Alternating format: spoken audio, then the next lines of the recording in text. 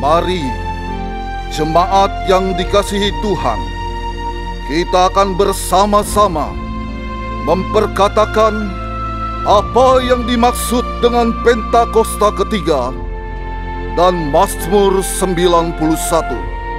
Apa yang dimaksud dengan Pentakosta ketiga? 1. Pentakosta ketiga adalah pencurahan Roh Kudus yang dahsyat di zaman ini, melebihi yang terjadi di Azusa Street. 2. Pentakosta ketiga akan mengakibatkan penuaian jiwa yang terbesar dan yang terakhir sebelum Tuhan Yesus datang kembali. 3. Pentakosta ketiga akan membangkitkan generasi Yeremia, yaitu anak-anak muda yang dipenuhi Roh Kudus, cinta mati-matian kepada Tuhan Yesus, tidak kompromi terhadap dosa, dan akan bergerak untuk memenangkan jiwa. 4. Pentakosta ketiga lahir di Indonesia dan bergerak ke bangsa-bangsa. Gerakan ini dari timur ke barat dan akan kembali ke Yerusalem. 5. Pentakosta ketiga akan memberikan kuasa untuk menyelesaikan amanat agung. Dan setelah itu, Tuhan Yesus akan datang kembali. Dan mari bersama kita sepakat dan percaya mendeklarasikan firman Tuhan yang tertulis di Mazmur 91. Dalam lindungan Allah, orang yang duduk dalam lindungan yang maha tinggi dan bermalam dalam naungan yang maha kuasa akan berkata kepada Tuhan, tempat perlindunganku dan kubu pertahananku, Allahku yang kupercayai. Sungguh Dialah yang akan melepaskan engkau dari jerat penangkap burung, dari penyakit sampar yang busuk. Dengan kepaknya ia akan menudungi engkau. Di bawah sayapnya engkau akan berlindung. Kesetiaannya ialah perisai dan pagar tembok. Engkau tak usah takut terhadap kedahsyatan malam, terhadap panah yang terbang di waktu siang, terhadap penyakit sampar yang berjalan di dalam gelap, terhadap penyakit menular yang mengamuk di waktu petang. Walau 1000 orang rebah di sisimu dan 10.000 di sebelah kananmu, tetapi itu tidak akan menimpamu. Engkau hanya menontonnya dengan matamu sendiri dan melihat pembalasan terhadap orang-orang fasik. Sebab Tuhan ialah tempat perlindunganmu, yang maha tinggi telah kau buat tempat perteduhanmu. Malapetaka tidak akan menimpa kamu, dan tulah tidak akan mendekat kepada kemahmu. Sebab malaikat-malaikatnya akan diperintahkannya kepadamu untuk menjaga engkau di segala jalan. Mereka akan menatang engkau di atas tangannya, supaya kakimu jangan terantuk kepada batu. Singa dan ular tedung akan kau langkahi. Engkau akan menginjak anak singa dan ular naga. Sungguh hatinya melekat kepadaku, maka aku akan meluputkannya. Aku akan membentenginya, sebab ia mengenal namaku. Bila ia berseru padaku, aku akan menjawab. Aku akan menyertai dia dalam kesesakan. Aku akan meluputkannya dan memuliakannya. Dengan panjang umur akan kukenyangkan dia, dan akan kuperlihatkan kepadanya keselamatan daripadaku. Haleluya! Amin. Haleluya, mari kita berikan tepuk tangan untuk Tuhan kita. Shalom Jemaat GBI PRJ. Shalom. Apa kabarnya hari ini Bapak Ibu Saudara? Luar biasa. Kita pasti akan selalu dalam keadaan yang luar biasa karena kita menyembah Allah yang luar biasa. Amin. Amin. Bapak Ibu Saudara, sebelum kita memulai ibadah kita pada hari ini, izinkan saya untuk bercerita sedikit tentang lagu yang sebentar akan kita nyanyikan bersama-sama. Lagu ini diciptakan oleh teman-teman saya. Mereka sepasang suami istri yang melayani di ibadah 2PM, ibadah dewasa muda di tempat ini Bapak Ibu. Pada saat pertama kali saya mendengar lagu ini, saya sangat tersentuh. Dan saya tersadar kembali tentang seberapa besar cinta Tuhan buat kita. Sampai Tuhan mau menerima hidup kita apa adanya. Saya percaya kita semua di sini pasti punya masa lalu Bapak Ibu. Masa lalu yang indah, yang menyenangkan. Maupun masa lalu yang buruk, yang kelam. Tapi karena kasih Tuhan begitu besar untuk setiap kita. Dia menerima kita apa adanya. Menerima setiap cerita kehidupan kita. Menerima setiap masa lalu kita, bahkan masa lalu kita yang kelam. Dia memberikan kita hidup yang baru. Dan yang lebih luar biasanya lagi, Tuhan bisa pakai masa lalu kita itu untuk bisa memberkati orang banyak. Untuk bisa menguatkan orang lain. Untuk bisa menjadi kesaksian untuk banyak orang. Mari kita berikan tepuk tangan untuk Tuhan Yesus. Terima kasih Tuhan. Mari Bapak Ibu Saudara, kita bersatu di dalam doa. Tuhan Yesus, terima kasih untuk cinta-Mu yang besar buat setiap kami Tuhan. Kami terkagum akan kasih-Mu Tuhan Yesus. Kamu terima kami apa adanya. Memberikan kami kehidupan yang baru. Kami bersyukur Tuhan, kami bersyukur. Kami gak tahu kalau gak ada Tuhan, hidup kami jadi apa Tuhan. Oleh sebab itu hari ini kami mau datang, kami mau bersyukur kepada Tuhan. Menaikkan segala rasa syukur kami Tuhan Yesus. Kami mau berterima kasih. Terimalah setiap pujian, penyembahan, ucapan syukur kami Tuhan. Menjadi dupa yang harum di hadapan-Mu. Terima kasih Tuhan. Haleluya. Amin.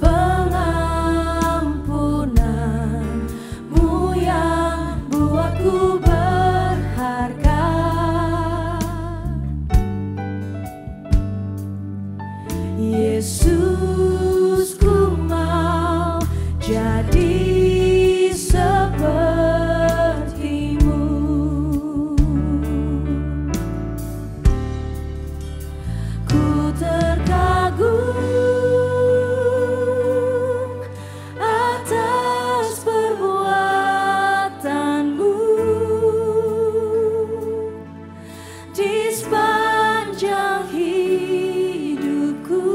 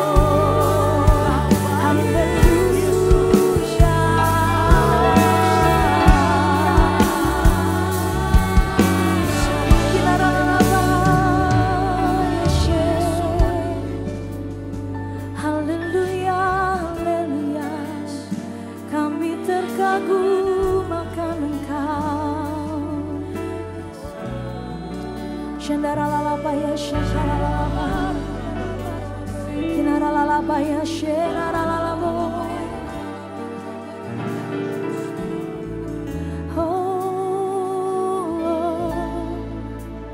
Ku terkagum atas perbuatanmu di sepanjang hidupku, kan selalu pujimu, oh Yesus, ku mas pagi.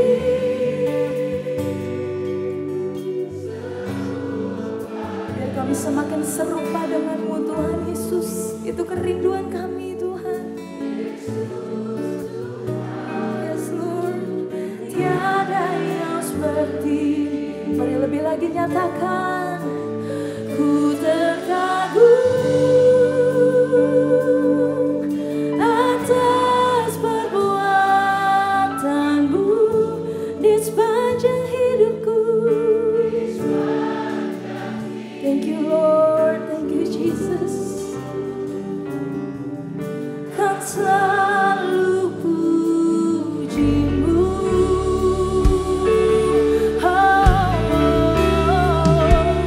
ku mau semakin serupa denganmu, Yesus Tuhanku.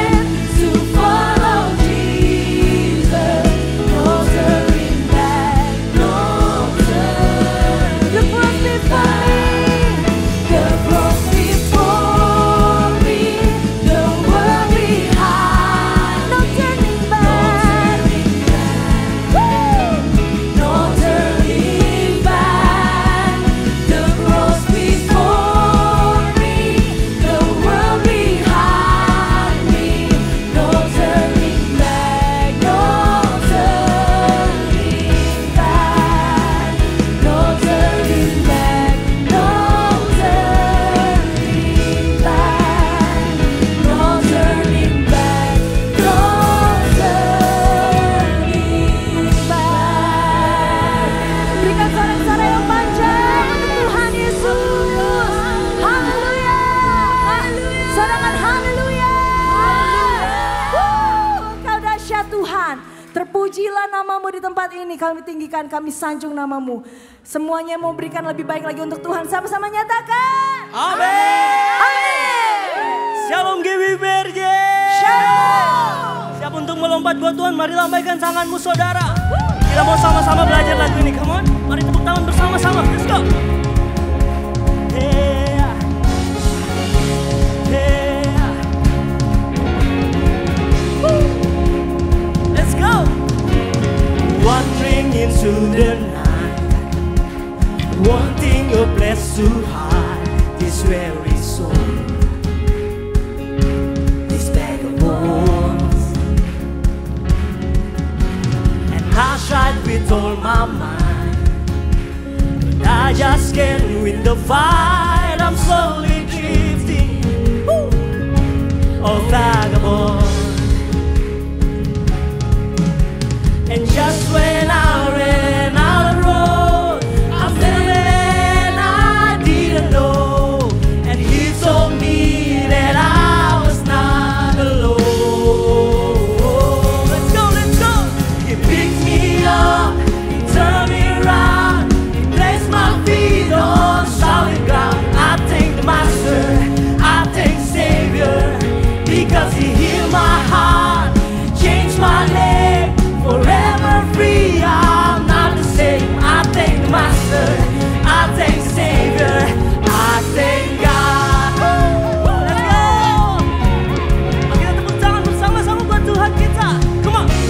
I cannot deny what I see. Got no choice but to believe. My doubts are burning like ashes in the wind. Here it is, come on. So long to my old friends, burden and bitterness, you can just keep it moving. Yeah. Hey, you are welcome here. Yeah. From now till I walk streets of gold, I sing about you, save my soul. This wayward son has found his way back.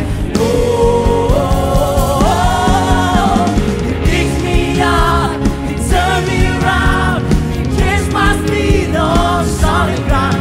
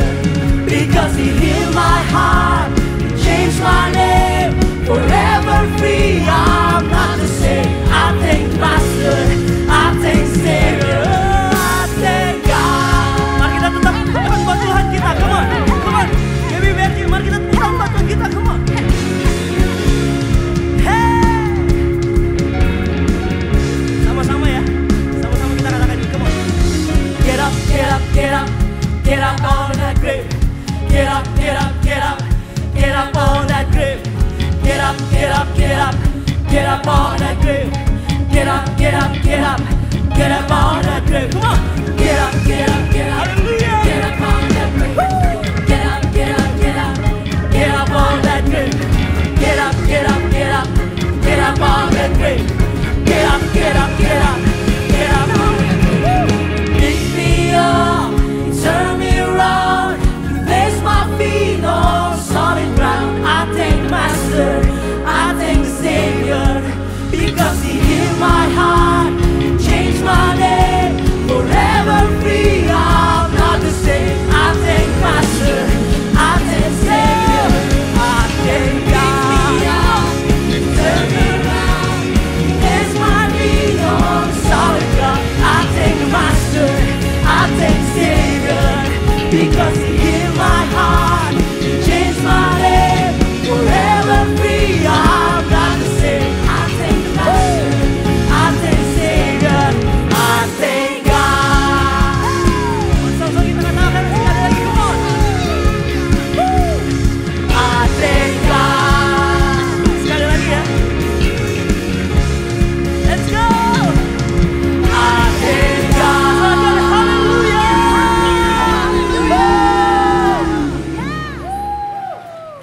Yang punya hidup yang baru, sorakan haleluya. Terima kasih untuk hidup yang baru yang Tuhan berikan bagi setiap kami. Hari ini kami mau menyanyi untuk Tuhan. Mari sama-sama tepuk tangan untuk Tuhan. Hey!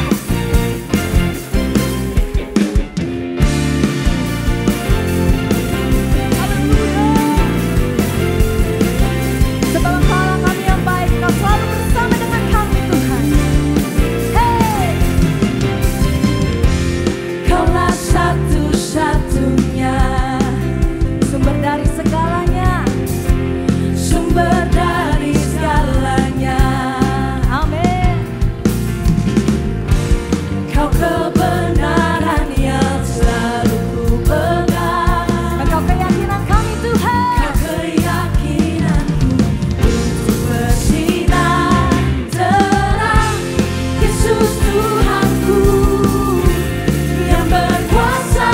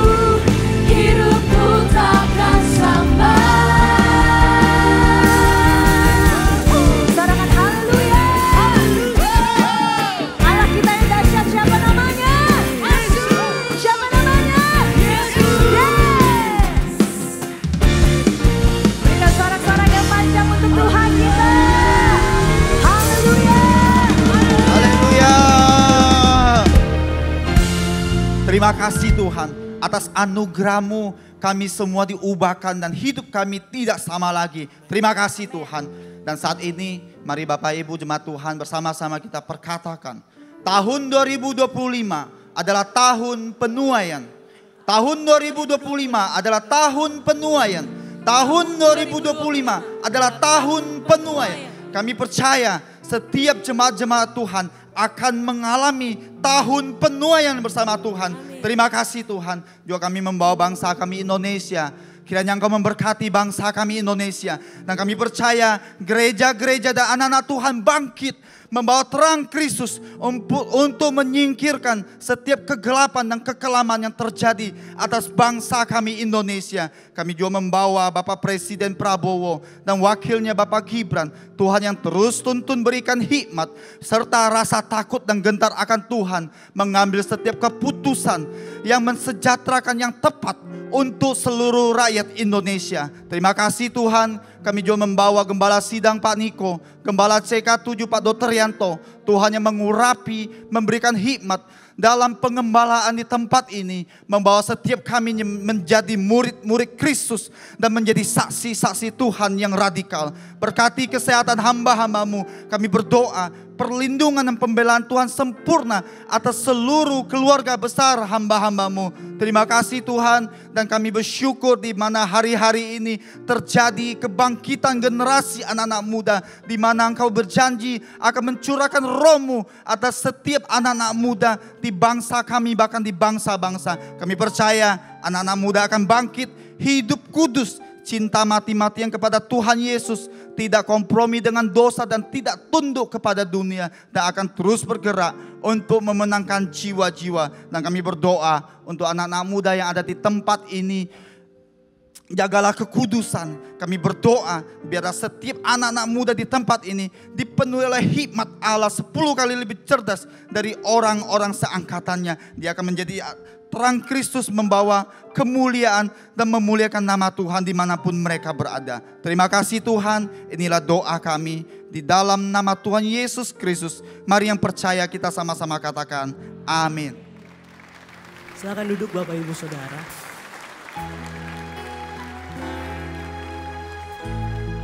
Apapun yang terjadi dalam hidup kami Tuhan, kami mau tetap memuji-Mu Tuhan. Kami mau tetap menaruh penyembahan kami Tuhan kepadamu Yesus. Sebab ini janji kami Tuhan, selamanya Kau segalanya dalam hidup kami. Terima kasih Yesus. Tuhan, Kaulah segalanya. Dari lubuk hatiku, ku mau berkata,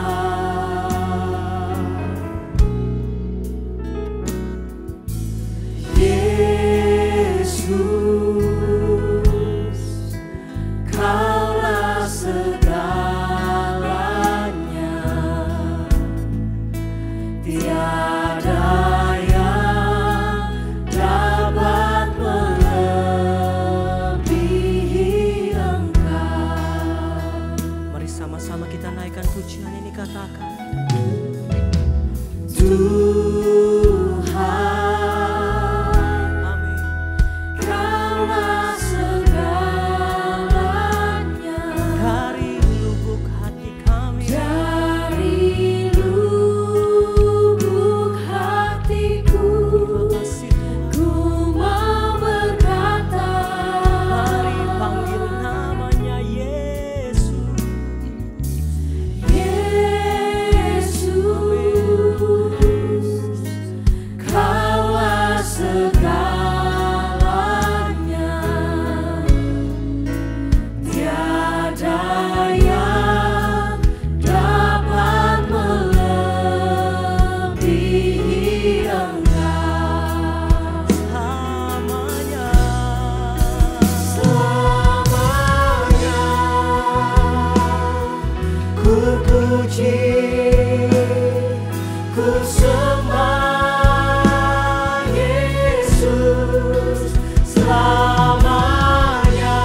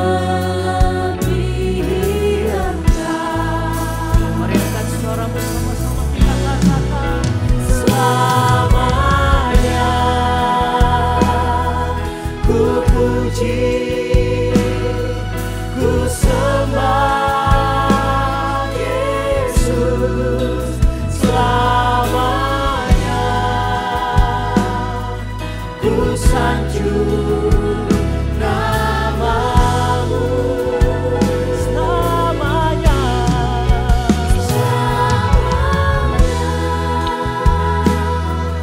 Tekadku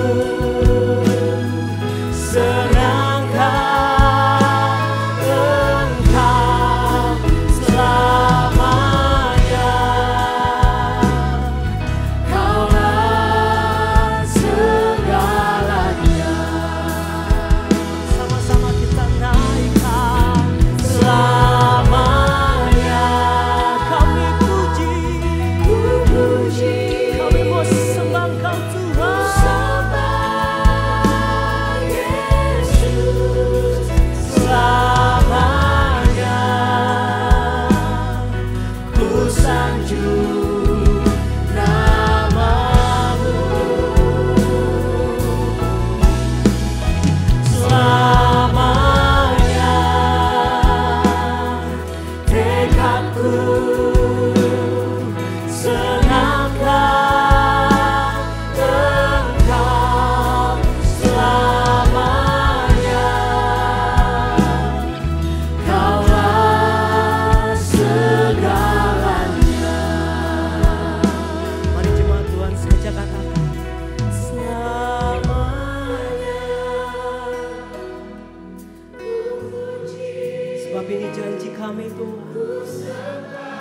Apapun yang terjadi kami mau terus sembah Kau Yesus. Kami mau sanjung namamu Tuhan selamanya. Sebab ini tekad kami Yesus. Kami mau hanya menyenangkan-Mu Tuhan. Terima kasih selamanya. Kaulah segala. Sekali lagi kita katakan dengan hatimu selamanya.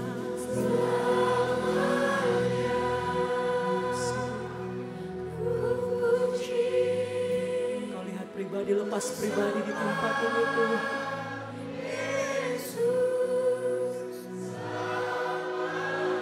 Biar ini menjadi janji hidup kami di hadapan-Mu Tuhan. Selamanya.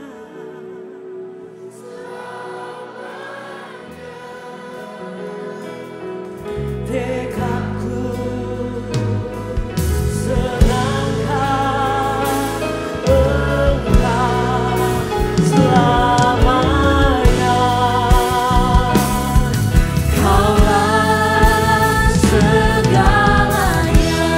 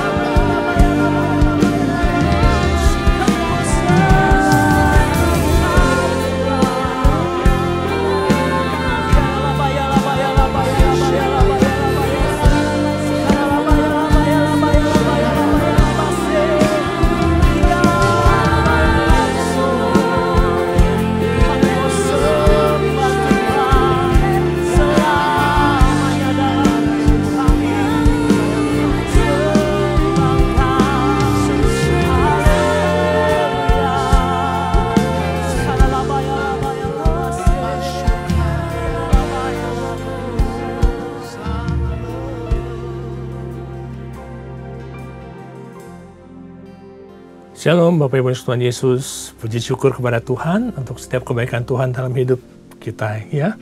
Kiranya pimpinan Tuhan, penyertaan Tuhan selalu ada bersama dengan kita dan perlindungannya nyata bagi kita semua ya. Hari ini kita akan mendengarkan apa yang menjadi isi hati Tuhan. Yuk kita siapkan hati kita masuk dulu di dalam doa bersama-sama. Yuk mari kita tundukkan kepala. Terima kasih Tuhan Yesus, kami mengucap syukur Tuhan untuk setiap kebaikan Tuhan dalam hidup kami. Terima kasih untuk pimpinan-Mu Tuhan, dan hari ini kami rindu mendengar apa yang menjadi isi hati Tuhan bagi kami semua. Perlengkapi kami lebih lagi Tuhan, pimpin kami setiap langkah kami Tuhan. Kau tuntun agar kami tahu jalan mana yang kami harus pilih. Terima kasih untuk setiap kesempatan yang Kau berikan Tuhan. Nah, kami juga berdoa kiranya Engkau urapi bibir mulut hamba-Mu ini agar setiap pesan yang disampaikan adalah pesan yang datangnya daripada Engkau. Kau ambil alih setiap persiapan yang ada Tuhan, dan juga siapkan hati setiap jemaat-jemaat-Mu yang mendengarkan supaya benih yang ditabur akan bertumbuh dan berbuah. Terima kasih Tuhan Yesus, kami mau duduk diam mendengarkan apa yang menjadi isi hati Tuhan. Di dalam nama Tuhan Yesus Kristus kami berdoa. Amin. Nah, Bapak Ibu Tuhan Yesus, hari ini kita mau bicara mengenai God's Holy Temple, bicara mengenai bait sucinya Tuhan, Bapak Ibu. Ya. Tapi sebelum itu saya ingin berbagi sedikit. Saya beberapa waktu lalu baru mendengarkan sebuah cerita yang sangat memberkati. Ya. Ceritanya simple, sederhana, tapi benar-benar membuka pandangan kita, Bapak Ibu. Ini bercerita mengenai seorang pria, ya, seorang ayah, seorang bapak yang bekerja di pabrik pemotongan kayu, Bapak Ibu. Ya, dia bekerja di pabrik pemotongan kayu, dan saat itu di akhir dari shift, pada saat dia selesai bekerja, dia mengambil satu kardus, Bapak Ibu. Dia mengambil satu kardus, lalu dia melihat di tempat dia bekerja ini, karena dia tempatnya adalah untuk pemotongan kayu. Dia melihat begitu banyak serbuk-serbuk kayu yang berserakan di lantai. Dia ambil satu kardus yang mungkin ukurannya seperti kardus mie instan ya. Lalu dia kumpulkan semua serbuk kayunya, dia masukkan ke dalam kardus, dia padatkan di dalam kardus tersebut, lalu dia tutup, dia kasih lakban, dia seal dengan baik, Bapak Ibu. Lalu dia ambil satu troli, dia taruh kardus ini di atas troli, lalu dia pulang ya, karena ini sudah di akhir shift. Pada saat dia pulang, di depan pagar, di dekat pos security, dia dihentikan oleh penjaga yang ada di sana. Dan penjaga itu bertanya, apa yang kamu bawa? Dan Bapak itu menjelaskan, ini yang saya bawa adalah serbuk kayu. Saya butuh serbuk kayu ini. Dan ya karena di sini akan dibuang, jadi saya bawa pulang. Lalu security ini tidak percaya. Dan dia coba buka kardusnya. Lalu dia minta dibuka kardusnya. Sesudah dibuka, dicolok-colok ya. Dipastikan bahwa tidak ada barang asing di dalamnya. Dan ternyata memang tidak ada apa-apa. Lalu Bapak itu mulai menutup lagi ya, dirapikan lagi. Lalu dia pulang membawa serbuk kayu itu. Beberapa hari kemudian, dia lakukan hal yang sama, Bapak Ibu. Pada saat dia selesai dari shift, selesai pekerjaannya, dia ambil satu kardus, ya ukurannya sama seperti ukuran kardus mie instan. Lalu dia kumpulkan semua serbuk-serbuk kayu yang ada, dia padatkan di dalam kardus itu. Dia padatkan sampai rapi, lalu dia tutup, dia seal lagi dengan lakban supaya tidak bocor. Dia ambil troli, lalu dia dorong kardus itu. Sampai di depan pintu security, sama, dia dihentikan lagi oleh penjaga di sana. Dan penjaga itu bertanya, apa yang kamu bawa? Dan dia katakan, saya mau bawa serbuk kayu. Di tempat ini serbuk kayu itu dibuang, dan saya membutuhkannya, itu sebabnya saya bawa pulang. Security itu tidak percaya. Dan dia katakan, oke, coba buka, saya mau lihat apa isi dari serbuk kayu, dari kardus itu. Dibuka oleh si bapak itu. Dan security itu mulai colok-colok lagi, dia lihat lagi, memastikan tidak ada barang asing di dalamnya. Dan ternyata memang tidak ada, Bapak Ibu. Lalu ditutup kardus itu, dan dia bawa pulang. Beberapa hari kemudian dia lakukan hal yang sama. Dan dia lakukan ini berulang-ulang kali. Sampai di satu ketika, security ini penasaran. Dia nggak habis pikir sebenarnya apa yang dibawa oleh bapak ini. Lalu dipanggil bapak ini, oke, hari ini saya mau tanya kepada kamu. Saya yakin bahwa kamu mencuri sesuatu dari tempat ini. Kamu nggak mungkin hanya bawa serbuk kayu aja. Pasti ada sesuatu yang kamu bawa. Coba sekarang kamu jujur. Kalau kamu jujur, saya berjanji saya tidak akan tindak kamu. Saya tidak akan berikan kamu sanksi. Tapi kamu jujur kepada saya, apa yang sebenarnya kamu curi. Lalu sesudah bapak ini berpikir, perlu nggak ya saya cerita? Dan akhirnya dia putuskan, dia akan sampaikan kepada si security itu. Dan dia katakan, Pak, selama ini yang saya curi adalah trolinya. Setiap saya pulang, saya bawa kardus itu dan saya bawa trolinya. Tapi Bapak hanya fokus kepada kardusnya. Tapi yang saya curi adalah trolinya. Nah, Bapak Ibu Tuhan Yesus, hal-hal yang seperti ini sering nggak kita alami? Seringkali kita alami loh Bapak Ibu.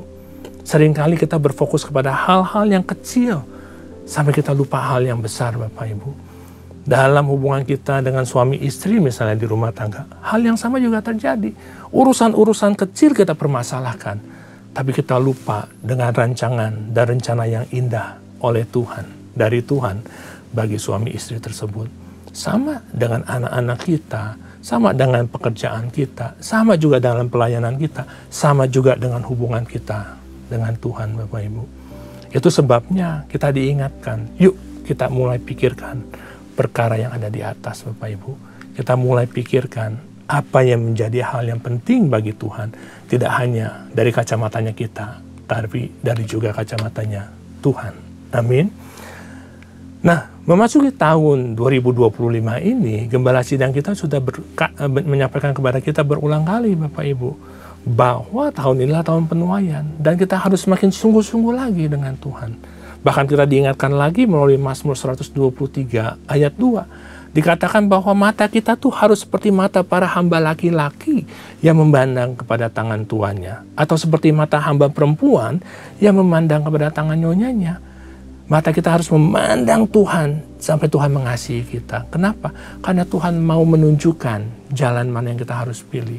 2025 tidak menjadi tahun yang mudah bagi setiap kita. Akan banyak tantangan di depan. Dan satu-satunya pegangan kita adalah dari Tuhan. Amin. Dan kita harus fokus kepada Tuhan. Itu sebabnya Bapak Ibu, hari ini saya ingin bagikan satu tema yang bagi saya sangat penting yang mengubahkan hidup saya. Saya ingin bicara mengenai bait sucinya Tuhan.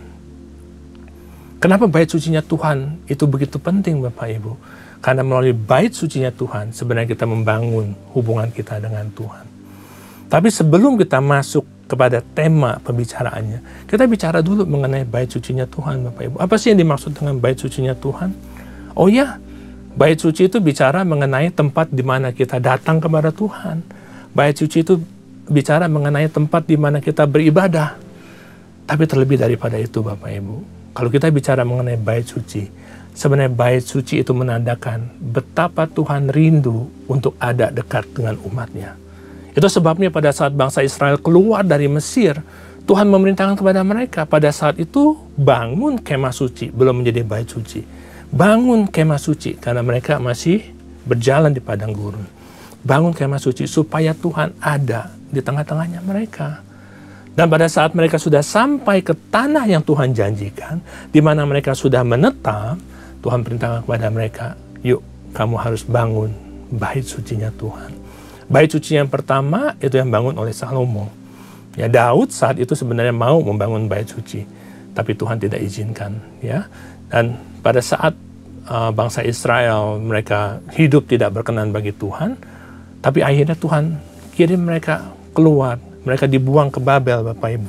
Dan pada saat mereka dibuang ke Babel, apa yang terjadi? Kita baca yuk Bapak Ibu di Yeremia 29 ayat 10.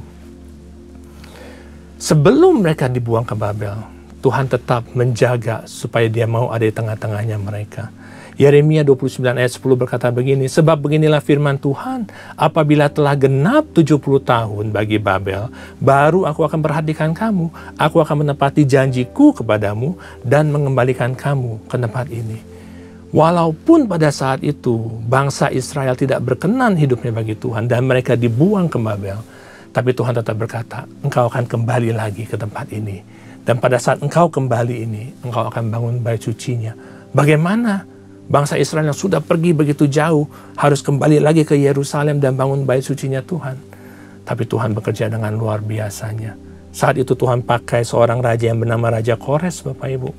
Raja Kores adalah raja yang bukan dari bangsa perjanjian. Tapi Tuhan pakai Raja Kores. Di Esra 1 ayat 1 sampai dengan 2 diceritakan pada tahun pertama zaman Kores, raja negeri Persia itu, Tuhan menggerakkan hati Kores. Raja Persia itu dengan menggenapkan firman yang tadi kita sudah baca, yang diucapkan oleh Yeremia. Sehingga disiarkan ke seluruh kerajaan Kores secara lisan dan tulisan pengumuman ini.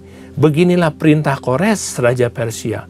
Segala kerajaan di bumi telah dikaruniakan kepadaku oleh Tuhan, Allah semesta langit. Dan ia, huruf besar nih ya, Tuhan menugaskan aku untuk mendirikan rumah baginya di Yerusalem yang terletak di Yehuda. Wow, luar biasa bukan? Sesudah bangsa Israel dibuang ke Babel, tapi sudah 70 tahun Tuhan menepati janjinya. Dia pakai seorang raja yang namanya Kores untuk memerintahkan semua bangsa Israel untuk kembali ke Yerusalem. Tujuannya apa? Tujuannya adalah untuk membangun bait sucinya Tuhan. Kenapa? Karena Tuhan gak bisa lama-lama untuk jauh daripada kita, Bapak Ibu. Tapi apa yang terjadi? Bangsa Israel pada saat mereka kembali ke Yerusalem, mereka sudah meninggalkan tempat ini 70 tahun. Mereka harus bangun bait sucinya Tuhan, tapi mereka juga harus bangun rumahnya mereka. Pada saat mereka mulai berbangun sama-sama, sampai di satu titik mereka mulai melihat, rumahku kayaknya sudah selesai nih. Kalau sudah selesai, mulai mereka lupa dengan yang namanya bangun bait suci itu, Bapak Ibu. Mereka mulai menikmati rumah mereka yang sudah jadi. Itu yang tertulis di Hagai 1 ayat 3-8, Bapak Ibu. Di Hagai 1, Tuhan pakai Hagai untuk mengingatkan kepada bangsa Israel apa yang mereka lakukan. Maka datanglah firman Tuhan dengan perantaran Nabi Hagai. Bunyinya, apakah sudah tiba waktunya bagi kamu untuk mendiami rumahmu yang dipapani dengan baik, sedang rumah ini tetap menjadi reruntuhan? Apa iya sudah selesai, kamu sudah bisa tinggalkan pembangunan bait suci ini dan kamu menikmati rumah-rumahmu itu, atau kamu harus selesaikan? Dan Tuhan katakan, coba perhatikan keadaanmu. Ayat yang ke-6, Tuhan katakan begini, kamu nabur banyak, tapi bawa pulang hasil sedikit loh. Kamu makan, tapi nggak sampai puas. Kamu berpakaian, tapi badanmu nggak sampai panas. Orang-orang bekerja untuk upah, tapi ia bekerja untuk upah yang ditaruh di dalam pundi-pundi yang berlubang. Artinya banyak hal yang kamu kerjakan itu menjadi sia-sia. Banyak hal yang kamu kerjakan itu tidak optimal. Tuhan katakan lagi kepada mereka, coba perhatikan keadaanmu. Apakah kamu sudah menggenapi janji-janji Tuhan dalam hidupmu? Jadi di ayat yang ke-8 Tuhan ingatkan, naik ke gunung, bawa kayu, bangun rumah itu, maka aku akan berkenan kepadanya dan akan menyatakan kemuliaanku dari situ. Itu firman Tuhan, Bapak Ibu. Intinya, Tuhan ingatkan kepada mereka, kamu kalau belum selesaikan bait sucinya Tuhan ini, hidupmu nggak bisa maksimal. Yuk selesaikan. Supaya sesudah kamu selesaikan, Tuhan akan nyatakan kemuliaannya dari tempat itu, Bapak Ibu. Tapi pada saat ini, hal yang saya ingin bahas dengan Bapak Ibu semuanya, tidak hanya bicara mengenai bait sucinya Tuhan, seperti tempat ibadah, tapi kita juga mau bicara mengenai bait sucinya yang ada di dalam kita. Karena firman Tuhan di 1 Korintus 6 ayat 19 berkata begini, atau tidak tahukah kamu bahwa tubuhmu adalah bait sucinya Roh Kudus? Amin, Bapak Ibu. Tidak tahukah kita bahwa tubuh kita adalah bait sucinya Roh Kudus? Jadi pada saat kita bicara mengenai membangun bait suci, tidak hanya kita bicara mengenai bangun bait suci sebagai tempat ibadah, tapi yang terutama adalah membangun tubuh kita. Karena tubuh kita adalah bait sucinya Roh Kudus. Bapak Ibu yang Tuhan Yesus, di awal kita sudah bicara bahwa Tuhan mau kita memandang terus kepada Tuhan. Karena Dia mau menunjukkan jalan mana yang kita harus pilih. Oleh sebab itu, yuk bangun bait sucinya Tuhan di dalam kita. Tapi pertanyaannya bagaimana caranya? Bagaimana caranya kita membangun bait sucinya Tuhan di dalam kita? Kita kan nggak bisa menaruh yang namanya batu bata kita tempel. Atau kita mungkin harus hanya pasang salib dan kita mengatakan bahwa ini adalah bait sucinya Tuhan. Atau kita harus selalu memakai baju hamba Tuhan untuk menyatakan bahwa kita adalah bait sucinya Tuhan. Dalam perundungan saya, Bapak Ibu, Tuhan bukakan ada 4 hal yang kita bisa lakukan pada saat kita mau membangun bait sucinya Tuhan. Yang pertama Bapak Ibu, pada saat kita mau bangun bait sucinya Tuhan, yang pertama kita harus mengerti bahwa bait sucinya Tuhan is a house of prayer and worship. Kalau kita mengatakan bahwa tubuhku ini adalah bait sucinya Tuhan, yuk kita juga harus introspeksi diri. Kita harus bertanya kepada diri kita sendiri. Sudahkah kita memiliki kehidupan berdoa, pujian, dan penyembahan? Sudahkah kita memiliki kebiasaan itu dalam hidup kita? Sudahkah kita menyiapkan waktu khusus bersama dengan Tuhan? Bagi Bapak Ibu yang sudah berkeluarga, sudahkah Bapak Ibu bersama suami atau dengan istri dan anak-anak membangun mesbah keluarga setiap harinya? Sudahkah kita siapkan itu semua? Seringkali kita berkata, Tuhan, mana Tuhan, kok nggak ada jawaban daripadamu? Ini pergumulanku nih Tuhan. Tapi pertanyaan, sudahkah kamu berdoa untuk itu? Seringkali kita menuntut untuk terjadi mujizat dalam hidup kita. Tapi sudahkah kita melakukan bagian daripada kita? Bapak Ibu Tuhan Yesus, satu-satunya peristiwa di mana Tuhan Yesus marah yang tercatat di dalam Alkitab, itu adalah pada saat dia datang ke bait suci dan dia melihat bahwa bait sucinya itu tidak digunakan sebagaimana mestinya. Bait suci itu halamannya dipakai untuk berdagang, dan berdagang bukan berdagang sembarangan, berdagang yang tidak berkenan. Dan saat itu Tuhan Yesus marah besar sampai dia balikan meja, Bapak Ibu. Dan pada saat dia balikan meja ini, dia katakan bahwa rumahku akan disebut sebagai rumah doa. Tapi apa yang terjadi sesudah itu? Pada saat rumah itu menjadi rumah doa, dikatakan di Matius 21 ayat 14, maka datanglah orang-orang buta, orang-orang timpang kepadanya di dalam bait Allah, dan mereka disembuhkan. Pada saat rumah itu menjadi rumah doa, mujizat terjadi. Pada saat tubuh ini menjadi rumah doa, mujizat terjadi. Amin, Bapak Ibu. Yuk kita bangun komitmen kita untuk memiliki kehidupan berdoa. Di samping daripada itu, kita juga harus bangun pujian dan penyembahan. Kenapa? Karena Mazmur 22 ayat 4 berkata bahwa Tuhan bersemayam di atas puji-pujian kita.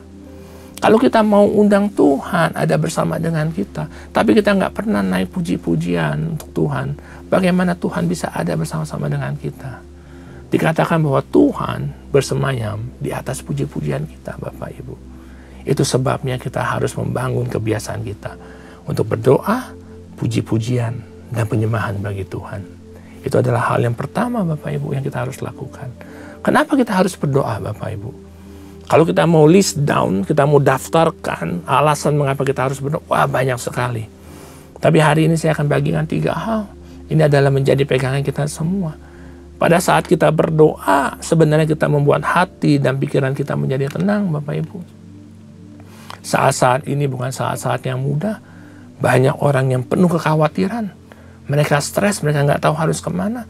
Mereka cari pelampiasan, mereka cari solusi di luar.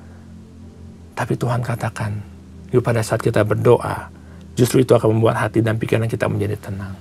Firman Tuhan di Filipi 4 ayat 6-7. Janganlah hendaknya kamu khawatir tentang apapun juga, tapi nyatakanlah dalam segala hal keinginanmu kepada Allah dalam apa? Dalam doa dan permohonan dengan ucapan syukur. Maka damai sejahtera Allah yang melampaui segala akal akan memelihara hati dan pikiranmu di dalam Kristus Yesus. Amin. Jawaban kita adalah dalam doa kita. Pada saat kita memiliki kekhawatiran, ada pergumulan, yuk datang kepada Tuhan. Nyatakan keinginan kita di dalam doa dan permohonan. Dan saat itu damai sejahtera akan datang kepada kita. Saat itu juga kita akan mampu berpikir dengan jernih, mengambil keputusan dengan tepat, mendapatkan tuntunan daripada Tuhan. Hal yang kedua, Bapak Ibu, mengapa kita berdoa? Karena berdoa itu mengalahkan pencobaan dan akan memberikan kita kekuatan, Bapak Ibu. Saya percaya bahwa Tuhan Yesus pada saat dia selesai dari perjamuan malam bersama dengan murid-muridnya, dia sedang dicobai. Apa sih definisi dari pencobaan? Pencobaan adalah suatu upaya untuk membawa kita keluar dari rancangan Tuhan. Dan saya percaya Tuhan Yesus saat itu pun sedang dicobai. Tapi apa yang Tuhan Yesus lakukan? Selesai dari perjamuan malam bersama dengan murid-muridnya, dia keluar, dia ajak beberapa murid-muridnya pergi ke Taman Getsemani. Kenapa dia pergi ke Taman Getsemani? Untuk berdoa. Amin. Dan pada saatnya dia berdoa untuk mengalahkan setiap pencobaan yang ada. Itu sebabnya kita bisa dengar apa yang menjadi doa Tuhan Yesus. Kalau boleh, ada keinginan untuk lepas dari cawan ini. Tapi bukan kehendakku yang terjadi, tapi kehendak Bapa yang di surga. Karena dia berdoa, dia lepas dari pencobaan itu. Karena dia berdoa, dia mendapatkan kekuatan Bapak Ibu. Bahkan dia katakan kepada murid-muridnya yang menunggu di Matius 26 ayat 40 sampai 41. Setelah ia kembali kepada murid-muridnya itu, mendapati mereka sedang tidur. Dan dia berkata kepada Petrus, "Tidakkah kamu sanggup berjaga-jaga 1 jam saja dengan aku? Berjaga-jagalah dan berdoalah supaya kamu jangan jatuh ke dalam pencobaan." Amin. Hari-hari ini pencobaan begitu banyak Bapak Ibu. Begitu dekat dengan kita. Tanpa kita sadari, kadang-kadang kita bisa jatuh ke dalam pencobaan itu.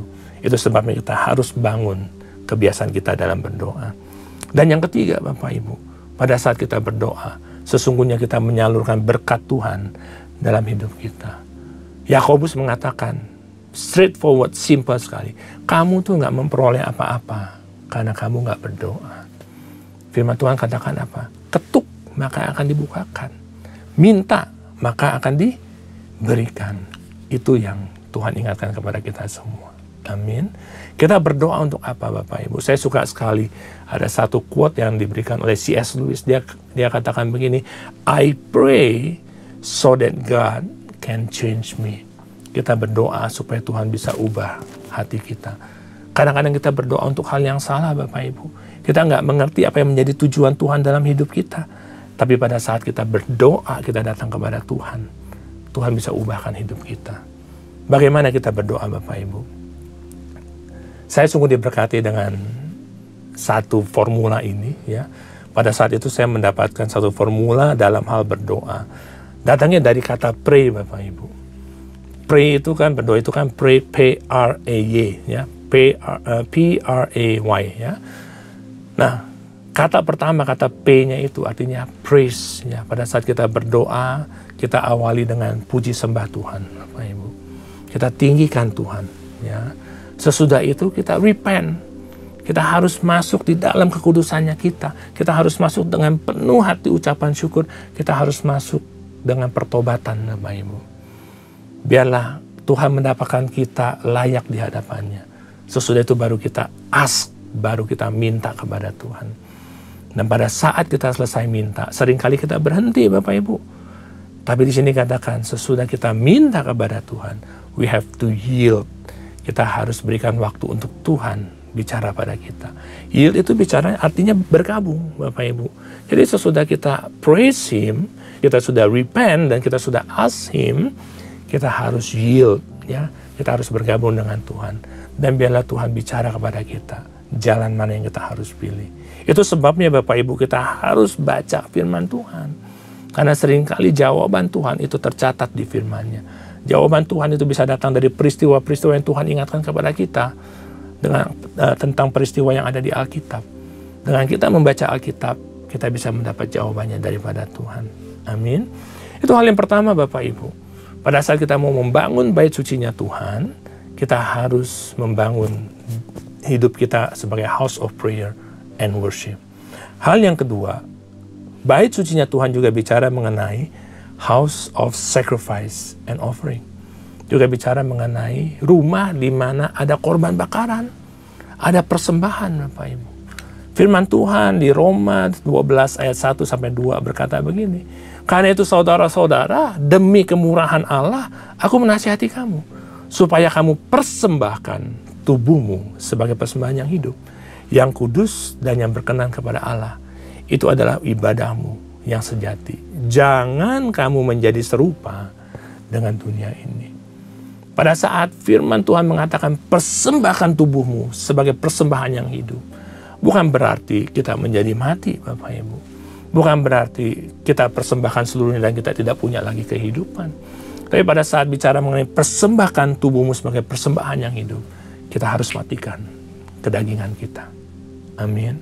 Karena yang disukai Tuhan adalah yang kudus dan yang berkenan bagi Allah. Kita harus matikan kedagingan kita. Dan pada saat kita matikan kedagingan kita, yang akan timbul adalah buah-buah roh. Apa itu buah roh, Bapak Ibu? Di Galatia 5 ayat 20-23 jelas ditulis di situ. Tetapi buah roh adalah apa? Kasih, sukacita, damai sejahtera, kesabaran, kemurahan, kebaikan, kesetiaan, kelemah lembutan, dan penguasaan diri. Semua ini akan kita dapatkan sesudah kita matikan kedagingan kita. Itu sebabnya di ayat 23 dikatakan apa? Tidak ada hukum yang menentang hal itu. Barang siapa yang menjadi milik Kristus Yesus, dia harus apa? Dia harus menyalibkan daging dengan segala hawa nafsu dan keinginannya. Kenapa seperti itu? Karena pada saat kita salibkan daging kita, pada saat kita salibkan hawa nafsu kita dan keinginannya, yang keluar adalah buah-buah roh. Saya percaya kita nggak bisa kejar, Bapak Ibu, buah-buah roh itu. Karena pada saat kita coba kejar buah roh itu, yang ada adalah kemunafikan. Katakan saya bilang, oke, aku adalah orang yang sangat mengasihi. Aku mengasihi engkau. Tapi mulut saya bisa berucap, belum tentu hati saya berkata begitu. Itu sebabnya lebih baik kita fokus untuk mematikan kedagingan kita. Karena pada saat daging itu mati, buah roh itu akan timbul, Bapak Ibu. Dan saya sebut itu sebagai the absence of the opposite. Ketidakadaan dari lawannya. Pada saat daging itu tidak ada, buah roh akan timbul. Dan ini adalah persembahan yang terbaik yang kita bisa berikan kepada Tuhan. Dan yang kedua, pada saat kita membangun bait sucinya Tuhan, kita juga bicara mengenai house of sacrifice and offering. Dan sacrifice yang terbaik yang kita bisa berikan kepada Tuhan adalah saat kita persembahkan kedagingan kita sebagai korban bakaran. Kita tidak lagi hidup dipimpin oleh daging, tapi kita dipimpin oleh roh. Amin. Dan yang ketiga, Bapak Ibu Tuhan Yesus, pada saat kita membangun bait suci Roh Kudus di dalam hidup kita, apa yang kita harus lakukan? Bait sucinya Tuhan juga bicara mengenai house of purification. Kita bicara mengenai tempat di mana kita dimurnikan. Firman Tuhan di 2 Korintus 7 ayat 1 berkata begini, saudara-saudaraku yang kekasih, karena kita sekarang memiliki janji-janji itu, mari kita sucikan diri kita dari semua pencemaran jasmani dan rohani. Dengan demikian kita akan menyempurnakan kekudusan itu. Kenapa? Karena tanpa kekudusan, tidak seorang pun akan melihat Tuhan. Pada saat kita mau membangun bait sucinya Tuhan, kita harus murnikan diri kita juga. Terkhususnya adalah hati kita. Suatu hari Tuhan Yesus sedang berjalan bersama dengan murid-muridnya. Tiba-tiba ada seseorang datang kepadanya dan berkata, orang itu membawa berita bahwa kawan dari Tuhan Yesus, yaitu Lazarus, itu sedang sakit keras. Dan Tuhan Yesus katakan, oke, nanti aku akan ke sana. Beberapa hari kemudian, Tuhan Yesus pergi ke kota di mana Lazarus tinggal. Pada saat dia sampai di kota itu, saudara dari Lazarus, Maria dan Marta, datang menghampiri Tuhan Yesus. Dan mereka katakan, aduh Tuhan, aduh Guru, kalau saja engkau datang lebih awal, saudaraku Lazarus itu nggak akan mati. Dan saat ini dia sudah mati. Lalu Tuhan Yesus tidak berkata apa-apa. Dia bawa mereka semua itu pergi ke tempat kuburnya Lazarus. Dan sampai di kuburnya Lazarus, Tuhan Yesus katakan begini, angkat batu itu. Dia perintahkan kepada orang-orang yang ada di sekeliling itu, Bapak Ibu. Angkat batu itu. Marta, saudara dari orang yang meninggal itu berkata, Tuhan, dia ini udah bau. Dia ini udah mati 4 hari loh lamanya. Tapi Yesus berkata, bukankah sudah kukatakan kepadamu, kalau engkau percaya, kamu akan melihat kemuliaan Allah. Angkat batu itu. Akhirnya mereka pergi dan mengangkat batu itu, Bapak Ibu. Lalu sesudah itu, Yesus menengadah ke atas dan berkata, Bapa, aku mengucap syukur kepadamu karena engkau telah mendengarkan aku. Dan sesudah dia berkata demikian, dia berseru dengan suara keras, Lazarus, marilah keluar. Dan saat itu, orang yang mati itu bangkit. Mujizat terjadi. Amin, Bapak Ibu. Yuk kita renungkan kisah ini, Bapak Ibu. Kalau Tuhan Yesus bisa membangkitkan Lazarus yang mati menjadi hidup kembali, sebenarnya seberapa sulit sih untuk Tuhan Yesus memindahkan batu yang menutup kubur itu? Mungkin dia hanya menjentikan jarinya saja, batu itu sudah pindah atau bahkan hilang. Betul ya Bapak Ibu ya. Tapi saat itu Tuhan Yesus tidak lakukan hal itu loh. Saat itu yang dilakukan apa? Dia perintahkan kepada orang-orang yang ada di sana, angkat batu itu. Walaupun saat itu Marta dengan logikanya mengatakan, aduh buat apa diangkat? Karena kalau diangkat ini kan ya dia sudah bau, sudah mati 4 hari. Tapi Tuhan Yesus tetap perintahkan, angkat batu itu. Dan saat batu itu diangkat, mujizat terjadi. Lazarus bangkit. Amin Bapak Ibu. Hal yang sama juga terjadi dalam hidup kita Bapak Ibu. Seringkali kita berdoa kepada Tuhan, walaupun kita dengan sungguh-sungguh berdoa, kita katakan, Tuhan, kami rindu pertolongan Tuhan. Tuhan, Engkau bukakan jalan bagi kami. Kiranya pintu-pintu yang tertutup terbuka bagi kami. Tapi di saat yang bersamaan, kita masih menyimpan kepahitan. Di saat yang bersamaan, kita masih menyimpan rasa iri dengki kepada orang lain. Dan saat itu Tuhan katakan, angkat batu itu. Murnikan hatimu. Karena firman Tuhan juga katakan, dari situlah terpancar kehidupanmu. Amin Bapak Ibu. Yuk kita murnikan hati kita. Pada saat kita membangun bait sucinya Roh Kudus, kita juga bicara mengenai memurnikan hati kita menjadi hati yang berkenan bagi Tuhan. Amin. Dan yang terakhir Bapak Ibu Tuhan Yesus yang keempat. Pada saat kita membangun bait sucinya Roh Kudus, apa yang kita harus lakukan? Rumah Tuhan atau bait sucinya Tuhan adalah juga disebut sebagai House of Glory. Nama Tuhan harus dipermuliakan. Kalau kita katakan bahwa tubuhku adalah bait sucinya Roh Kudus, kemanapun kita pergi, sinar kemuliaan Tuhan harus terpancar. Kemanapun kita pergi, orang harus melihat karakter Kristus di dalam kita. Kita nggak bisa mengatakan bahwa aku adalah bait sucinya Roh Kudus, tapi kehidupan kita dipimpin oleh daging. Kita nggak bisa lakukan seperti itu, Bapak Ibu. Tapi pada saat kita katakan, ini loh bait sucinya Roh Kudus, kemanapun kita pergi, nama Tuhan akan selalu dipermuliakan. Amin. 1 Petrus 2 ayat 12 berkata begini, milikilah cara hidup yang baik di tengah-tengah bangsa-bangsa yang belum percaya, yang bukan Yahudi, supaya apabila mereka memfitnah kamu sebagai orang durjana, mereka tetap dapat melihat dari perbuatan-perbuatanmu yang baik dan memuliakan Allah. Matius 5 ayat 16 juga katakan begini, hendaknya terangmu bercahaya di depan orang, supaya mereka melihat perbuatanmu yang baik dan memuliakan Bapamu yang di sorga. Kehidupan kita harus menjadi berkat Bapak Ibu. Saya suka dengan satu ilustrasi mengenai sebuah bohlam Bapak Ibu. Katakan di sini ada satu bohlam Bapak Ibu, tidak besar, hanya 5 watt bohlamnya. Tapi sekiranya tempat ini gelap, kira-kira bohlam ini bisa kelihatan nggak dari ujung sana?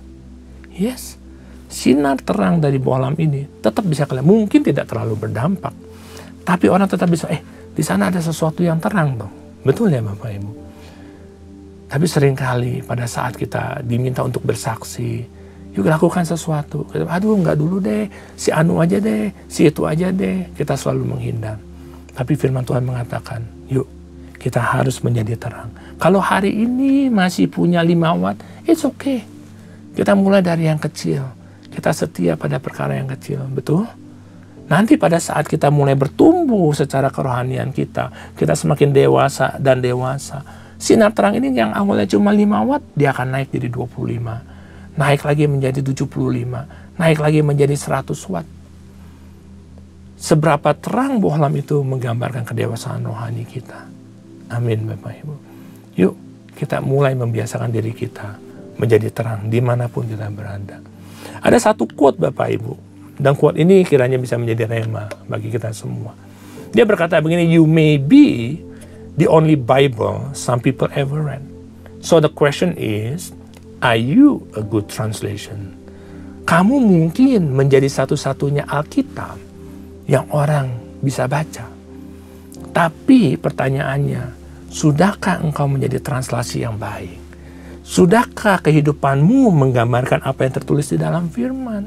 Sudahkah orang-orang bisa melihat Kristus dari kehidupanmu? Itu yang dikatakan di sini. Pada saat kita menjadi terang, supaya pada saat orang melihat kita, mereka bilang, aku mau kenal dengan Tuhanmu. Tuhanmu memang luar biasa. Amin. Jadi ada 4 hal Bapak Ibu yang kita harus lakukan. Pada saat kita mau membangun bait sucinya Roh Kudus di dalam hidup kita, Bapak Ibu. Yang pertama kita harus ingat bahwa God's Holy Temple, bait sucinya Roh Kudus, itu bicara mengenai house of worship and prayer. Bicara mengenai rumah doa, pujian, dan penyembahan. Yuk kita bangun kebiasaan untuk berdoa, memuji, menyembah Tuhan. Di tempat ini kita sediakan semua fasilitas Bapak Ibu. Kita ada menara doa, kita ada doa fajar. Bapak Ibu bisa masuk dan bergabung bersama-sama. Yang kedua, house of sacrifice dan offering. Tempat di mana kita harus korbankan yang namanya kedagingan kita. Karena Tuhan rindu melihat buah-buah roh ada di dalam kita. Dan Gembala Sidang kita sudah katakan loh, 2025 adalah tahun penuaian. Salah satu penuaian yang kita akan dapatkan adalah buah-buah roh. Yuk, pakai momentum ini. Kita harus bangun buah roh itu dalam hidup kita. Caranya bagaimana? Dengan mematikan kedagingan kita. Amin. Dan yang ketiga, pada saat kita mau bangun bait sucinya Roh Kudus, kita juga bicara mengenai pemurnian. Kalau ada sakit hati, ada kepahitan yang tidak berkesudahan, yuk lepaskan itu. Lepaskan pengampunan Bapak Ibu. Kalau saat ini Bapak Ibu sedang perlu untuk dilayani, kami terbuka Bapak Ibu. Bapak Ibu bisa menghubungi kami pada saat datang ke gereja, bisa datang ke counter doa. Kami ada tim caring, ada tim counseling untuk membantu Bapak Ibu melepaskan segala hal yang saat ini menjadi ganjelan, yang saat ini menjadi barrier, di mana Bapak Ibu bisa dimurnikan. Amin. Dan yang terakhir, yang keempat Bapak Ibu, membangun bait sucinya Roh Kudus juga bicara mengenai house of glory. Bahwa kehidupan kita harus menjadi kehidupan yang memuliakan nama Tuhan. Amin. Yuk, biarlah ini menjadi komitmen kita semua ya Bapak Ibu ya. Hari ini kita lihat kepada perkara yang besar. Kita lihat untuk membangun apa yang sudah menjadi janji Tuhan. Biarlah penuaian itu terjadi dalam hidup kita. Tuhan Yesus memberkati.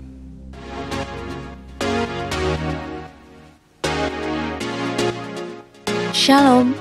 Gembala dan seluruh pengerja CK7 serta jemaat Tuhan mengucapkan terima kasih kepada PDM Willy Santoso yang telah memberkati kita semua melalui penyampaian firman Tuhan pada hari ini. Tuhan Yesus memberkati Bapak dan keluarga berlimpah-limpah. Amin. Berikut kami sampaikan beberapa pengumuman. Ibadah Raya via live streaming hari Minggu 30 Maret 2025 pukul 7, 9, 11.30, 14 dan 16.30 waktu Indonesia Barat akan dilayani oleh PDP Hartono. Ibadah Minggu tanggal 30 Maret 2025 diadakan di GBPRJ pukul 7, 9, dan 11.30 waktu Indonesia Barat dilayani oleh Pendeta Johan Lumoindong. Pukul 16.30 waktu Indonesia Barat dilayani oleh Pendeta Henry Salak Parang. GBPRJ Mandarin pukul 9 waktu Indonesia Barat dilayani oleh Ibu Selviawati MTH. GB Interkon pukul 7, 9, dan 11 waktu Indonesia Barat dilayani oleh Pastor Billy Lantang. Pukul 16 dan 18 waktu Indonesia Barat dilayani oleh Pendeta Johan Lumoindong. GB St. Moritz pukul 9 dan 11 waktu Indonesia Barat dilayani oleh Pastor Randy Junaidi. Pukul 13, 15, dan 17 waktu Indonesia Barat dilayani oleh PDP Sudi Tandi. GB PRJ Pluit pukul 9 dan 11 waktu Indonesia Barat dilayani oleh Evangelis Indri Pardede. Dan pukul 16.30 waktu Indonesia Barat dilayani oleh Pastor Billy Lantang.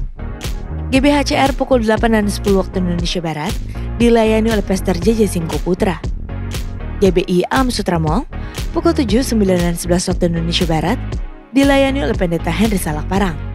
Pukul 13, 15, dan 17 waktu Indonesia Barat dilayani oleh PDP Hartono. Ibadah Raya Onsite di atas disertai juga dengan ibadah pemudaan anak secara onsite. Ibadah tayang ulang atau rerun yang dilakukan secara onsite untuk ibadah Mandarin Service dan 2PM yang profesional and couple service dapat diikuti melalui YouTube channel GBPRJ CK7.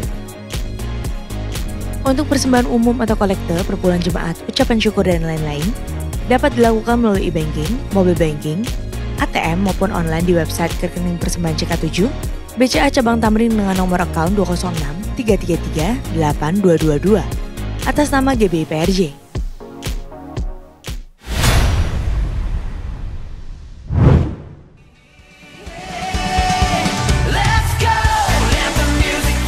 Papa Mama dan adik-adik semua, tahun ini CK7 kembali mengadakan Kids Camp dengan tema Lego, Live Your Ego, Go Out for Everyone.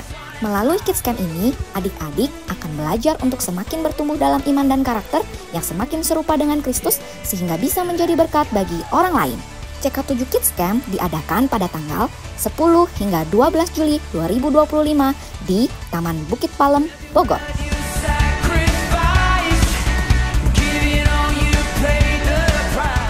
Saat ini, Papa Mama dapat mendaftarkan anak-anak dengan harga early bird sebesar Rp750.000 yang berlaku dari tanggal 16 Maret hingga 20 April 2025. Kuotanya terbatas loh, setelah periode atau kuota berakhir, biaya pendaftaran akan berubah menjadi regular price seharga Rp850.000. Untuk adik-adik kelas 3 sampai dengan 6 SD, jangan sampai ketinggalan ya. Yuk segera daftar untuk ikut serta dalam CK7 Kids Camp 2025. Untuk informasi lebih lanjut, Papa dan Mama dapat menghubungi kakak-kakak sekolah minggu di masing-masing cabang. Tuhan Yesus memberkati.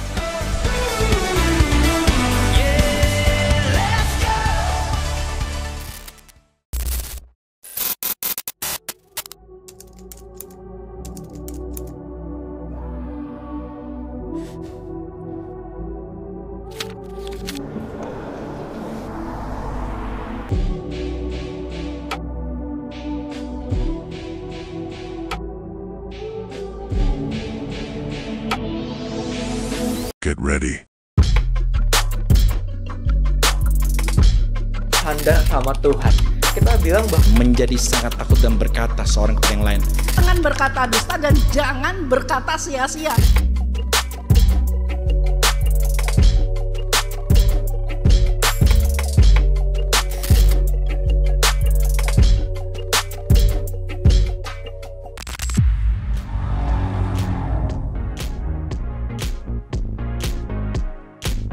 Sesuai firman Tuhan dalam Amsal 3 ayat 9 menyatakan, muliakanlah Tuhan dengan hartamu, dengan hasil pertama dari segala penghasilanmu. Maka lumbung-lumbungmu akan diisi penuh sampai melimpah-limpah, dan bejana pemerahanmu akan meluap dengan air buah anggurnya. Dan sesuai pesan Gembala Sidang untuk kita menaati firman Tuhan tersebut, maka sebagai gereja yang sepenuhnya mengikuti firman Tuhan, mari kita membawa persembahan buah sulung dengan sukarela tanpa paksaan, penuh sukacita dan ucapan syukur. Lakukan dengan beriman saja. Persembahan buah sulung dapat ditransfer ke rekening BCA Cabang Tamrin dengan nomor account 206 333 8222 atas nama GBPRJ atau ke rekening persembahan buah sulung sesuai dengan cabang Bapak Ibu beribadah. Jika kita taat melakukannya, maka Tuhan akan membuka tingkap-tingkap langit dan mencurahkan berkat-Nya bagi kita yang taat akan firman-Nya. Amin. Berikut kami informasikan pasangan dari jemaat CK7 yang akan melangsungkan pemberkatan nikah. Apabila dari Bapak Ibu ada yang keberatan atas informasi tersebut, harap dapat segera menghubungi PDP Grace Natalia di nomor WA 0856 8505 054. Sehubungan dengan libur nasional Hari Raya Nyepi dan Hari Raya Idul Fitri, maka diinformasikan sebagai berikut. Doa Fajar, Bible Study, dan kantor OTP CK7 wilayah Timur dan Barat, mulai hari Kamis 27 Maret sampai dengan Senin 7 April 2025, diliburkan. Dan aktif kembali pada hari Selasa 8 April 2025. Menara doa 24 jam CK7 wilayah Timur dan Barat tetap aktif seperti biasa. Untuk info lengkap seluruh kegiatan GBPRJ CK7, maka Bapak Ibu dapat follow sosial media GBPRJ baik di Instagram, TikTok maupun Facebook. Sekian pengumuman pada hari ini. Terima kasih atas perhatian Bapak Ibu sekalian. Tuhan Yesus memberkati. Terimalah berkat yang berlimpah-limpah dari Allah Bapa, kasih karunia di dalam anaknya yang tunggal, Yesus Kristus. Persekutuan yang manis dengan Roh Kudus menyertai kita mulai saat ini, sampai Tuhan Yesus datang untuk kedua kalinya, menjemput kita di awan-awan yang permai, bahkan untuk selama-lamanya. Semua yang percaya katakan amin. Shalom saudara, pernahkah Anda merenungkan sebenarnya kapan penuaian besar akan terjadi?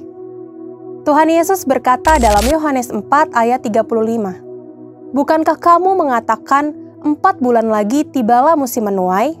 Tetapi aku berkata kepadamu, lihatlah sekelilingmu dan pandanglah ladang-ladang yang sudah menguning dan matang untuk dituai. Dalam terjemahan International Standard Version atau ISV, Yesus berkata, "Look, I tell you, open your eyes and observe that the fields are ready for harvesting now." Perkataan Yesus ini menegaskan bahwa seringkali cara pandang dan waktu murid-murid Yesus berbeda dengan cara pandang dan waktunya Tuhan. Para murid mengira bahwa masa menuai masih lama, tetapi Yesus menyatakan kepada para murid bahwa waktu penuaian adalah sekarang. Pada VOP kali ini, kita akan membahas mengenai urgensi penuntasan amanat agung dan apa yang harus kita kerjakan di masa penuaian ini.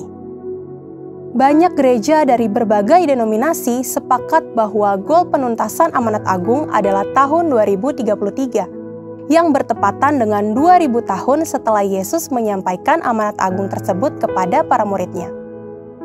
Bukan sesuatu yang mustahil Injil diberitakan ke seluruh dunia.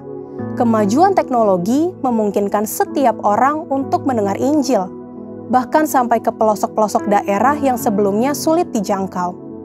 Inilah waktunya bagi kita sebagai tubuh Kristus untuk bersatu, bergerak, dan terlibat dalam penuaian ini. Untuk mencapai tujuan ini, jaringan Finishing the Task atau FTT dengan pendeta Rick Warren sebagai direktur eksekutifnya bertekad untuk memobilisasi jemaat, gereja, denominasi, dan organisasi-organisasi di seluruh dunia dengan strategi 4B, yaitu yang pertama, Bible atau Alkitab. Untuk menjadi murid Kristus, setiap orang harus memiliki akses kepada Alkitab dalam bahasa yang mereka mengerti. Saat ini, masih banyak suku dan bangsa yang belum memiliki Alkitab dalam bahasa mereka, termasuk kaum difabel, seperti tunarungu atau tunanetra. Mereka pun harus dimuridkan dan mendapat kesempatan mengakses Alkitab. Yang kedua, believers atau orang percaya. Penuntasan amanat agung harus melibatkan semua orang percaya. Karena itu, setiap orang percaya memiliki tanggung jawab untuk memberitakan Injil, apapun profesi mereka. Tuhan memberikan potensi dan kesempatan bagi setiap orang percaya untuk membagikan kabar baik kepada orang lain. Yang ketiga, Body of Christ atau tubuh Kristus. Gereja harus bersatu dan bergandengan tangan untuk menjalankan amanat agung ini, termasuk dalam mendirikan gereja lokal hingga ke pelosok daerah secara merata. Tubuh Kristus akan berfungsi sebagai tempat bersekutu, saling membangun, dan menguatkan dalam kesatuan tubuh Kristus. Yang keempat, breakthrough prayer atau doa terobosan. Kita tahu bahwa memenangkan jiwa adalah peperangan rohani. Ada siasat orang yang harus dipatahkan, dan kubu yang harus dibangun oleh keangkuhan manusia yang harus dirubuhkan. Segala benteng ideologi, pemikiran, dan pemahaman yang menentang pengenalan akan Allah harus ditaklukkan oleh kuasa Allah, yaitu kuasa yang sanggup meruntuhkan benteng-benteng itu. Tanpa keterlibatan Tuhan, melalui kuasa dan kehadiran Roh Kudus, semua usaha manusia akan sia-sia. Oleh karena itu, doa menjadi fondasi utama dalam melaksanakan amanat agung, yaitu dengan mendoakan setiap orang nama per nama di hadapan Allah. Ingatlah bahwa bukan hanya pendeta atau misionaris, tetapi setiap kita memiliki tugas utama dalam penyelesaian amanat agung. Melalui profesi masing-masing, kita dipanggil untuk menginjil, yaitu menyaksikan Kristus lewat kesaksian dan hidup kita, atau yang disebut declaring and displaying Christ. Setiap menit, setiap jam, setiap hari, ada jiwa-jiwa yang meninggalkan dunia ini. Angka kematian Indonesia pada tahun 2025 diproyeksikan mencapai 6.924 kematian per 1.000 penduduk. Dengan angka tersebut, diperkirakan ada 4.778 orang yang mati tanpa mengenal Yesus setiap harinya. Kemanakah mereka akan pergi? Kehidupan kekal atau kematian kekal? Sesungguhnya kita sedang berkejaran dengan waktu. Mari kita tangkap urgensi ini dan menjadi rekan sekerja Tuhan di era penuaian terbesar dan terakhir sebelum Tuhan Yesus datang kembali. Mari terlibat di dalamnya untuk mengabarkan berita baik yang membawa keselamatan. Apakah Anda siap menjadi bagian dari penuaian besar ini? Waktu untuk penuai adalah sekarang. Harvest now. Saudara, untuk penjelasan lengkapnya dari tim teologi kami, silakan klik link yang ada di atas atau scan QR Code yang tersedia. Tuhan Yesus memberkati.